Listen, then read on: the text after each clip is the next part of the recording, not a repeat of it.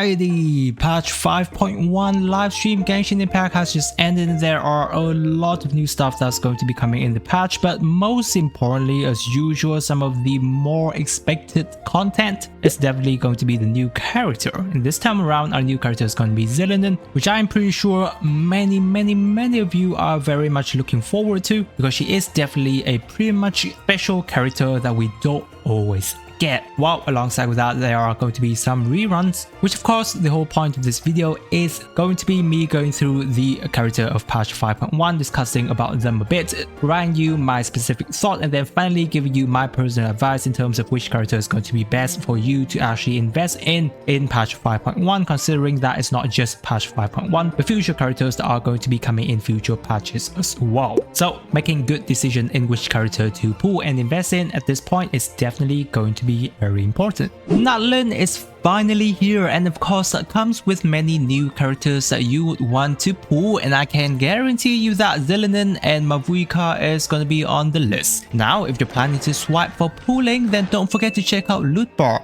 If you know me, I've been recommending you guys Loot Bar before, since you can always save almost a 20% on all of your top-ups. With over 100,000 orders and so many good reviews at this point, you can be sure that Loot Bar is trustworthy. To demonstrate it to you, I've been topping up my Genshin account through Loot Bar, buying the highest Genshin package. The only information you would need to fill out is going to be your UID and server region. Then go through the checkout process. After completing, the top-ups will come to your account within 5 minutes. Usually it just comes instantly for me. Here you can see my order receipts of all of my top-ups that I have done. So guys, be sure to check out Loot Bar through the link in my description, as it can be a great way for you to save your money, especially if you are topping up a large amount.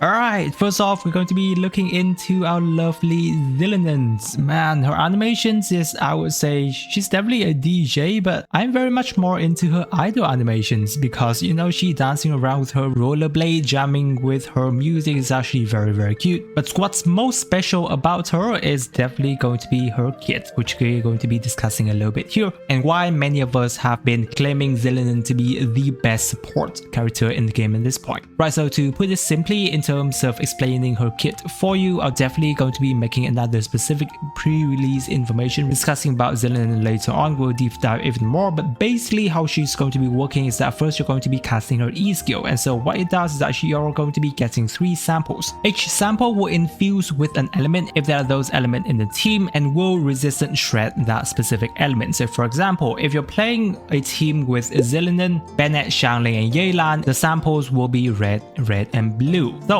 Pyro and Hydro resistance will be shredded. Now there are 2 Pyro characters on the team, and there will be 2 red sample, but it doesn't mean that you will get double shred, because it does not stack. The only 2 elements that Xilonen won't be having the resistance shred is going to be Dendro and Anemo. Now the Geo sample of Xilonen will not be counting for herself, so if you do want a Geo elemental shred, you do need an extra Geo character on her team. How her burst works is that if there are 2 different elemental conversions of sample, she starts to heal your team with her ults. Do keep in mind that this is only healing your on-field character. The healing will be once every 1.5 seconds with a total of 6 times, so you can expect the healing to range from around 8 to 11,000 HP depending on your builds and weapon investment. Now if there are only one type of sample element, or in this case it's more specifically going to be Geo, then her burst will be doing a shockwave damage, and that's pretty much it. She won't be having access to healing. Now regarding her E skill resistance shred, you won't have access to that instantly after casting her skill. You will need to max out her Night Soul, which her passive does actually help out a bit, which is that if Xilonen have at least 2 soul samples that have already had their elemental type change, she will gain 35 Night Soul point whenever she does normal or plunging attack that hits her opponent, which is rather fast. So basically you cast her E skill and then you do like 2 normal attack, and then she's already have her max her Night Soul point. Now from reading through her kit, she, you know, some of you may potentially want to build her as an on-field DP DPS, which is going to be fine. So for you to easier imagine how much of a power level DPS Xilonen will be, is that you can expect her DPS power level to be a C0 radiant damage. So it's not going to be too good of a top tier, but it's also not going to be that bad either. If you want to do that, then it's actually rather okay. In terms of Xilonen's investment, she's actually one of the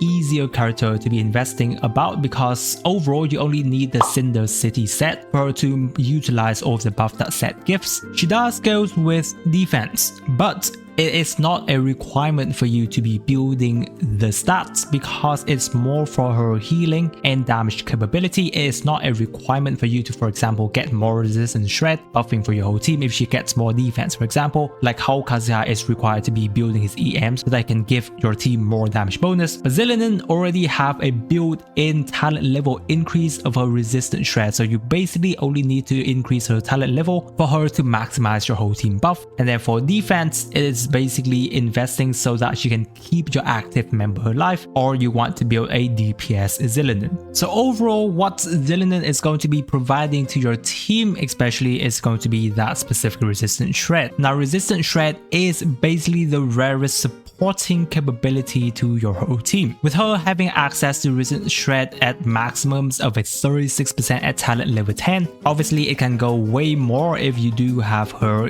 constellation to buff her talent, but overall you can expect that you will get a 36% resistance shred to help out your team. And not only that, it is very easy for you to get the elemental resistance shred of multiple elements, unlike anemo resistance shred, which is a lot harder for you to get, double swirling for a double resistance decrease of 2 elements, which is why Xilonen is technically better than most of the anemo supports we have in the game out there, Kazuha, because of how easy it is for her to specifically support your team. Other than that, she definitely has the Cinder City set, which of course does help to buff your elemental damage bonus for your team by a lot. Whereas, for Kazuha, I know I'm comparing quite a lot towards Kazuha because, he is currently the best buffer in the game. For Kazuha, he has to build a lot of EM investment, so his build can get rather hard at times. But for Xilonen, well, yeah, you only need to slot in the Cinder City set and you basically get, a lot of elemental damage buff from that specific set. Now, as I have mentioned, resistance shred is a very rare skill in the game. At this point in time, there aren't too many characters. The only direct competition, if you're talking about a C0 resistance shred, is definitely just going to be Zhongli. You have other characters, like Lisa, who also have defense shred in her kit, which is slightly different. But obviously, most of the time, you don't use Lisa on most of the team just because she have defense shred, right? Kazuha, now, he doesn't have resistance shred, quote unquote, in his specific kit, and he does rely on a 4-piece VV, which most anemo characters have access to. But as I've mentioned, many of the time you're just having one element resistance shred, and getting that double VV shred takes a bit of skill and understand in terms of how you rotate your team so that you can get that double elemental sword when you are using anemo 4-piece VV. Whereas Xilonen is definitely going to be a lot more consistent because, yeah, you just press the E skill, do her normal attack 2 times, and then, well, you technically have a consistent buff across your teams, which is why she is right now to be considered a very, very sought out support character that we will be getting. Not to mention, she has access to healing as well. Even though it's just on-field healing, which is, well, already good, man, if she had team-wide healing, I don't think anybody is going to beat Xilonen in a very long time. But just having that healing ability is already a lot better than, Kazuha at this current point. I just have to say it. She is definitely going to be quite better than Kazuha, more comfortable using her in a lot of different teams. But that's just the normal overall buff that she's providing to most of your character. Now, if you're looking into Natlan specifically, for a Natlan DPS character, Xilonen is even a more important character than Kazuha would ever be, because of the specific passive that allow her Night Soul Blessing state to trigger a additional Night Soul burst. So the reason why this is very important is that if you're looking into DPS character like Mulani, Kinich, right, those characters have a specific passive buff that allow them to have more damage increase depending on how many Night Soul bursts they have been triggered, many of which have have a maximum of 3. However, at this current point, those two characters, especially for Kinich, usually only have 1 Night Soul buff, because technically speaking, you only have specifically a Kachina to actually help them with additional Night Soul burst. But in terms of Xilonen's case, she actually is going to provide them an extra 2 Night Soul burst, because 1, she herself is considered to be a Natlan character, and 2, her passive give her an extra Night Soul burst. Therefore, now if you have a Xilonen on Mualani on a Kinich team, they are going to be consistently triggering 3 Night Soul bursts in order for them to get that maximum passive stack, so that their skill or burst damage is going to be increased by a multifold, which is really nice. Therefore, Xilonen, especially if you're investing into Natlan DPS character, Xilonen is a very much important character, which makes it, honestly guys, I can't really see much of a downside at this point in time. I think the biggest one would be that you have to use your Primogems to potentially pull her a lot. So if you're unlucky, yeah, your Primogem is going to be deleted on your account by a vast amount. However, in that trade-off, you're technically basically getting the best support character that we have in Genshin Impact at this current point, and for how many longer time, I have no idea. Just like the Kazuha dynasty has been going on ever since its release until this current point that Xilonen is going to be released, and I think that's going to be like 2.5 years at this point. So yeah, that may be just something you have to think about. Next up, alongside with Xilonen, is going to be Chiori. Well, I think this is kind of like the time for her to be back, especially when Xilonen is right next to her. So let's say that you pull for Chiori, I think Xilonen is definitely going to be a character that can be used onto her. Doesn't really have to be a Chiori DPS, she can still be off field and may potentially just get the geo resistant shred, and that will still work for a Chiori damage output. But that's if you really want to invest into pulling for Chiori, right? Because we kind of already know how not really that good of a character she is, unless that is your preference to be pulling for her. Because if you really look into it, then yeah, she is considered to be like a 2.0 albedo, where she's going to be helping your team do geo off-field damage. Other than that, there's not much in terms of what she helps you for your team, especially when she is a geo character, right? Off-field damage is really pretty much lackluster. You really can't compare her to some of the better sub DPS characters we have in the game out there, especially, you know, like Xiangling, Rina, Yaimiko, Fischl. Those characters are really good in terms of helping you do sub DPS damage, and they have much better elemental resonance than you know, Chiori would. So obviously this character have a lot of, you know, downside weighing more than her specific upside, which mostly I would say is going to be your preference if you are looking into pulling for her upsides, right? Now, other than that, we have a lovely cute little Nahida coming back. It has been a while. I think the last time she was here was like around January or February this year. So kind of good that she's back now, because Nahida is still very much an important character. However, kind of sad that, you know, she's a banner right after Xilonen, which I know that many of you may potentially be pulling for Xilonen and won't have too much of a resource to be investing into your Nahida. However, if you haven't had Nahida on your account, then honestly speaking, she's still very much one of the more important supportive and, you know, sub DPS character in terms of a Dendro character for your specific account, because I don't think I have to mention a lot about Nahida's upside at this point. We all know how good of a character she is, and still even to this day across so many different characters that have been released, I think at this point she's around like 2 years now, and her value is still way up there into the tier list. So any chance that your account haven't already have Nahida, I do recommend you to pull for her, because in terms of Dendro applications, sub DPS, as well as, you know, some of the other buffs that she could potentially buff for your team, she's definitely a very much valuable character that you will still be finding to use her in many different team comps, because obviously Dendro element is still one of the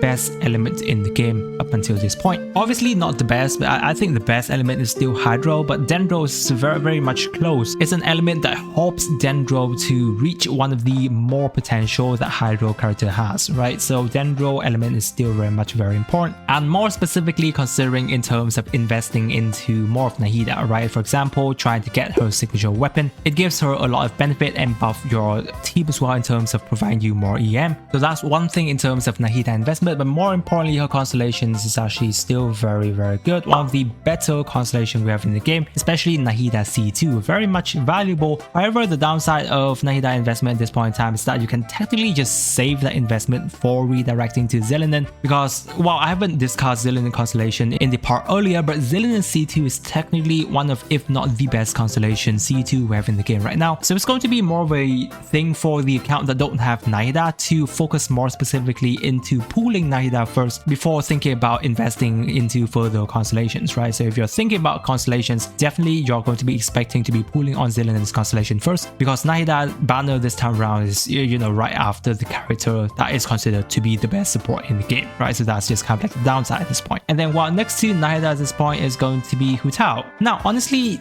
at this point in time, guys, HuTao overall DPS level is still very good. You're still going to be able to help you clear any of the content that you're expected to be in, right? Comparing her to Alekina, she's still going to be able to dish out pretty much the same level in terms of how you're playing HuTao, because while obviously if you're playing HuTao optimally in terms of charge attack cancelling her, then yes, definitely her value is still going to be way up there. However, with the sheer amount of pyro DPS character out there, especially after Alekina has been released, and I know that many of you do prefer Alekina over HuTao in terms of, you know, you just preferring her as a character over HuTao, then many of you might already have been investing into Alekina, and then making my point even clearer in terms of why HuTao is pretty much going to be a preference character at this point in time. Because again, DPS character lifespan is going to be a lot shorter than a support character, right? As it's going to be coming down a lot toward your preference. Not to mention, we don't know, you know, Mavuika, our Pyro Archon, how she's going to be in the future, if she's going to be a sub Pyro DPS or is she going to be an on-field DPS character, right? That's definitely going to be something that you have to think about whenever, you know, pulling for HuTao if you're thinking about a meta reason wise. But in terms of what she does really well, she still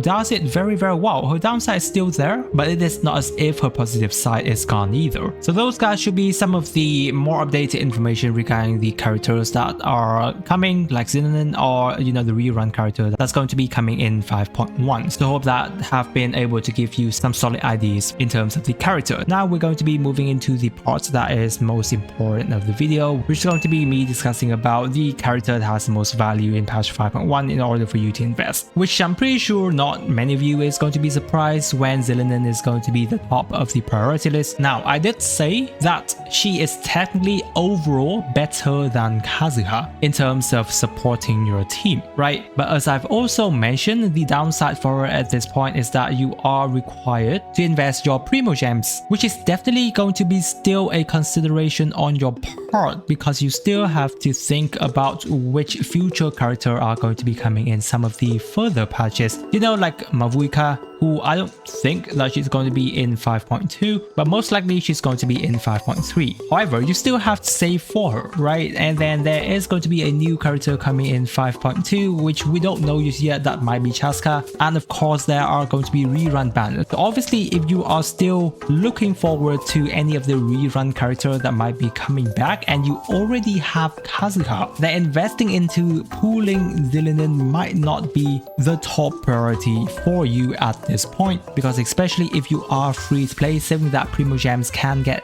very long time, and it can take multiple patches to get your guaranteed desired character as well as their weapon if you are going for it. So really do keep in mind about that as well, because we don't know which character is going to be coming in 5.2 or their rerun just yet, and Kazuha himself is still doing an amazing job at supporting your whole team overall in terms of which team you are using him in. However, as I have mentioned, if you are focusing a lot on Natlin DPS characters, then Xilonen is kind of like a must-have character, as I've mentioned, in terms of how much Night Cell burst stack she is able to provide to your DPS Natlin character. So overall, Xilonen is still very much a character you want to invest in, but on some account, you will still have to think about your Primogem savings. And then next in line is definitely going to be Nahida, right? If your account don't have Nahida yet, and if you're not investing into Xilonen, then you may potentially want to, you know, invest into your Nahida, because I can't really see a time when Nahida value is not going to be there any further, unless they kind of nerf Dendro reaction in any way, which again, yeah, I don't think that's going to be the case anytime soon. So invest into into Nahida if you have the chance. After that is going to be HuTao as a preference character, but overall HuTao is still a very good DPS. If you're like newer into the game, you're lacking into pyro DPS character, you like HuTao, then yes, she is still a very powerful pyro DPS character that you can play around with. And then after that is going to be Chiori, right? Honestly, I just can't recommend Chiori as a pooling priority if you're looking into meta wise. But obviously, if you love Chiori, then yeah, it always comes down to your preference wise. So guys, I think that's everything I have to say regarding the character of patch 5.1. I hope that the video have been really helpful to you. If you have any question, leave it out in the comment section. I would love to get you there and help you out. If you're wanting to pull for multiple characters in patch 5.1, yet you're still lacking Primogems and is planning to swipe, don't forget to check out Loot Bar as